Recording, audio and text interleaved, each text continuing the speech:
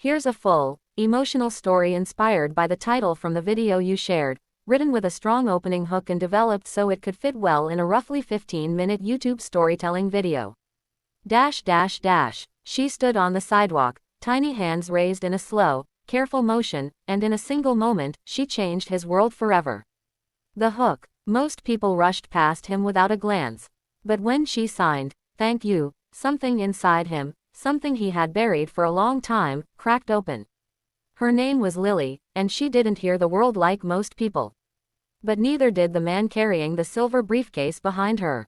And for reasons neither of them understood quite yet, their paths were about to intersect, as two souls, quietly longing to be seen. Setting the scene. It was late afternoon in a cozy, upscale restaurant downtown. Soft golden lights, the gentle clink of cutlery, the buzz of conversation. Lily sat beside her mother at a polished wooden table. On the plate in front of her, mashed potatoes shaped like a heart, gentle and warm. Lily was small, maybe 4 or 5 years old, with big curious eyes. She never spoke much, she couldn't, she was born deaf. But she could see, she could feel, and in that moment, gratitude bubbled inside her like sunshine. When the waitress set down the plate with a warm smile, Lily raised her hands and signed. "Thank you." The waitress, used to polite nods and muffled thanks, froze. Her face softened. She bent toward Lily and returned the sign. The restaurant's murmur seemed to hush for a heartbeat. Behind them, at another table, sat a man in a tailored gray suit. He had a silver briefcase, a stack of documents, and the tight expression of someone exacting and disciplined, a man used to dealing in numbers, deals, and distance. He looked up. He stopped writing. He watched. The unexpected moment. He had never seen that sign before. Not in a boardroom, not in a business lunch, not ever. Confused, intrigued, stirred, he turned toward Lily and her mother. He spoke, quietly, "Where did you learn that?" His voice was calm but the question carried weight. It wasn't rude. It was gentle, curious, as though he were asking someone something precious. Lily's mother glanced down at her daughter.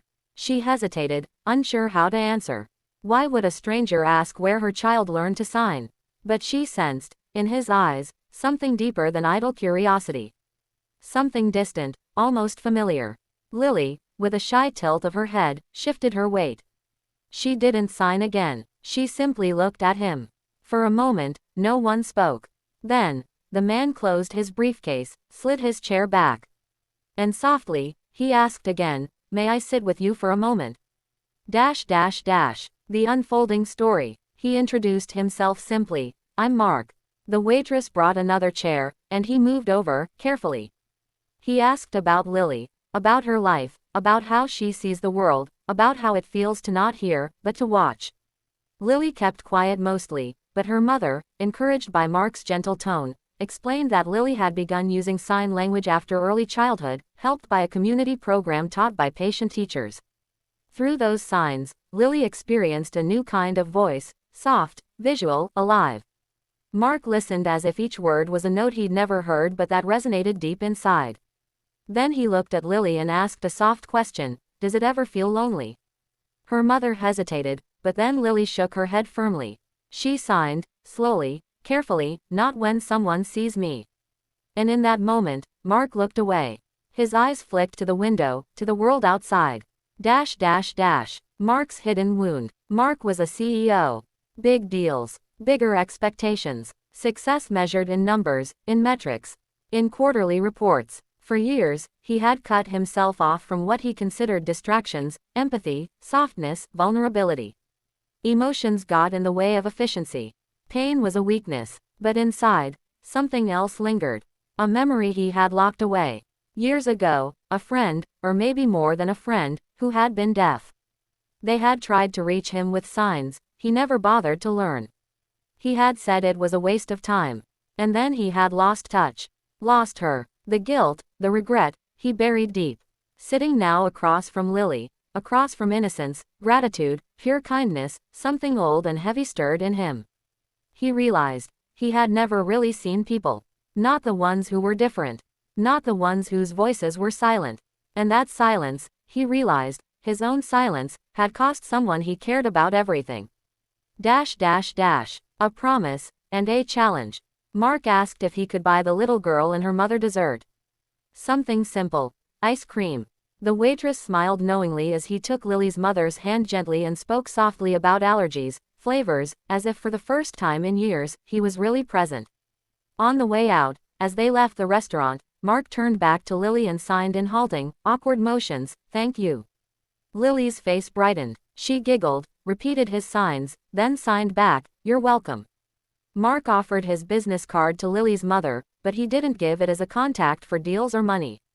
He gave it with a promise. He wanted to learn more. He wanted to learn sign language. He wanted to meet her teachers. He wanted to make sure there were more people in the world who could see like they did.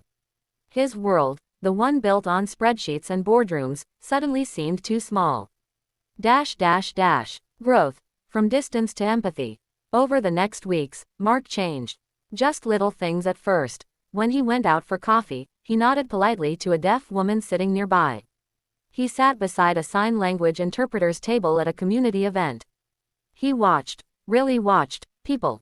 He signed, he stumbled, his hands shook sometimes, but he persisted. He even reached out to Lily's mother, asking if there was a local sign language class. She smiled, offered to send him resources. Within a month, he was attending a beginner class twice a week, after work, suit still pressed, tie loosened. At the class, he met families like Lily's, and people like the waitress who had served them that night. He saw children light up when he, a boss, a CEO, tried to sign, "Good morning." Some giggled, some clapped, most smiled. One evening, he volunteered at a small community cafe that regularly hired deaf staff and encouraged patrons to sign. He took orders. He struggled. He made mistakes, but people appreciated the effort. In time, his company board asked why their CEO was spending late nights at sign language meetups. He didn't explain. Not fully. He just answered quietly, "Because I want more people to be heard." The emotional climax. 6 months later, Mark returned to the same restaurant where he met Lily. This time, he wasn't dressed for business. He wore jeans, a simple shirt. His face looked softer. He sat with the waitress who first responded to Lily's thanks. He signed, "Thank you," clearly, confidently. Then he turned to the room, to other customers, and in his own quiet way, encouraged them to look beyond sight, beyond sound, beyond convenience. Then he stood up, walked outside, and waited. Moments later, Lily and her mother arrived. Surprise, light in their eyes. He motioned them over. He didn't say much. He signed, to Lily. "Because you showed me what kindness looks like." Lily's eyes shone. She touched her chest, signed, "We all belong." A hush touched that busy restaurant. Strangers watched. Some wiped tears. Some clapped softly. Mark felt, for the first time, something he hadn't felt in a long while. Peace, connection, purpose, resolution and message. Mark didn't just learn a few signs. He learned a new way to see people. He turned a quiet moment of kindness into a movement. He opened his heart, and through that, opened doors for others. Lily kept eating heart-shaped mashed potatoes sometimes. She kept signing, "Thank you." But now when she signed, there were many more people around her who understood. And the world felt a little less silent. Because sometimes the smallest hands can hold the biggest change. Why this story matters. It reminds us that real communication doesn't always need words. Sometimes it begins with empathy, attention, and the courage to see beyond what's familiar. It shows that kindness is powerful. It doesn't require money, status, or perfection, just the willingness to meet others where they are. It challenges us to ask, are we living in a world where people are truly heard, or just tolerated? In a world full of noise, sometimes silence speaks loudest. And sometimes, a child's, "Thank you," is enough to awaken the heart of someone who believed their heart was long gone. If you like, I can turn this into a full 15-minute video script with scene descriptions, camera cues, and emotional beats. That way you're ready to plug it straight into a video editor. Do you want me to build that for you now?